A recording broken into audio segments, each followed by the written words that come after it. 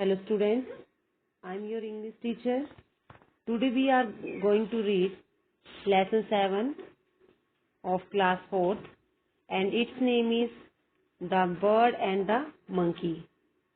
तो बच्चों ये स्टोरी जो है पक्षी और बंदरों के बारे में है जिसको हम आज पढ़ेंगे. Let's start. There lived a group of monkeys in the mountains. Mountains होते हैं पर्वत और मंकीज होते हैं बंदर और ग्रुप मीन्स समूह और लीव्ड होता है रहना. तो पर्वतों में बंदरों का एक समूह रहता था. During one winter there were heavy rains. During means दौरान, विंटर होती है सर्दियां और हैवी मीन्स भारी, रेन्स मीन बारिश. तो सर्दियों के दौरान वहां पर्वतों में भारी बारिश होती है. Drenched in the rain, they began to shiver in the cold. Drench means भीगना, shiver means कांपना, cold means ठंड.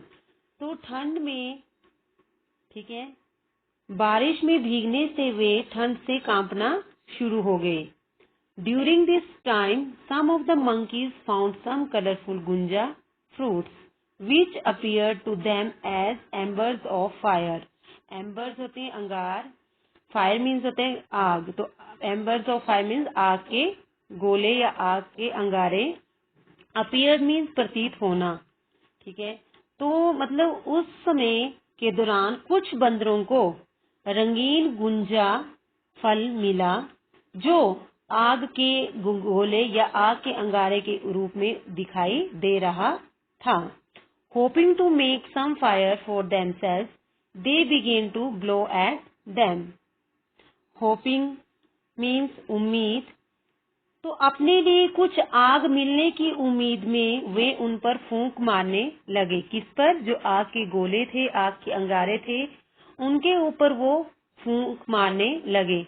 लेकिन वो आग के गोले किस चीज के थे? वो गुंजा जो फ्रूट था वो उनको आग के अंगारे के रूप में दिखाई दे रहा था. इसलिए वो इस उम्मीद में कि हमें उन आग के अंगारों से, उस जो गुंजा फल है उससे हमें आग मिलेगी. ठीक है, सर्दी से बचने के लिए आग मिलेगी. तो इसके लिए वे उस पर फूंक मारने लगते हैं. A bird on a nearby tree was watching the monkeys from above. Nearby tree, पास के पेड़ पर एक, वॉचिंग द मंकीज, मंकीज होते बंदर, फ्रॉम अबव. तो एक पक्षी पास के पेड़ पर से बंदरों को देख रहा था. ठीक है, उन सब बंदरों को वो देख रहा था. Considering the when attempt, the monkeys were busy with it thought of advising them against it. Considering होता है ध्यान से देखना.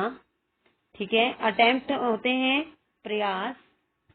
ठीक है, तो वो बंदरों के जो व्यर्थ प्रयासों को देखते हुए, ठीक है, वेन होता है व्यर्थ, अटेम्प्ट प्रयास, मतलब व्यर्थ के प्रयासों को देखते हुए वे कि क्या प्रयास कर रहे थे कि वे इसके साथ ही व्यस्त थे. वो जो आग का अंगारे थे उनको, उस गुंजा फल को आग के अंगारे के रूप में वहां आग सेक रहे थे. तो वो उनके व्यर्थ जो प्रयास थे उनको देख रहा था.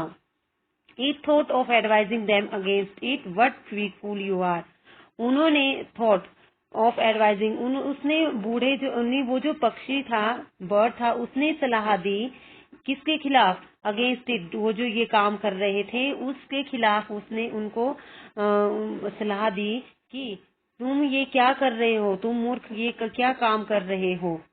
ठीक है, कि तुम आग के अंगारों के लिए गुंजा के फलों पर कौन सा फूंक दे रहे हो, कि गुंजा फल के ऊपर क्यों फूंक दे रहे हो. ठीक है, what big fools you are blowing at the gunja fruits for embers of fire. ठीक है, तो तुम उनको आग के अंगारों को के रूप में देख रहे हो, गुंजा फ्रूट्स को, गुंजा फल को, तो तुम उस गोले के ऊपर क्यों फूंक मार रहे हो. You will never be able to make any fire out of them. उनमें से कभी भी आग नहीं लगा पाएंगे, मतलब उस में से तुम, उस फल में से तुम कभी भी आग को सेक नहीं सकते हो. ठीक है, ये तो क्योंकि गुंजा फ्रूट्स है.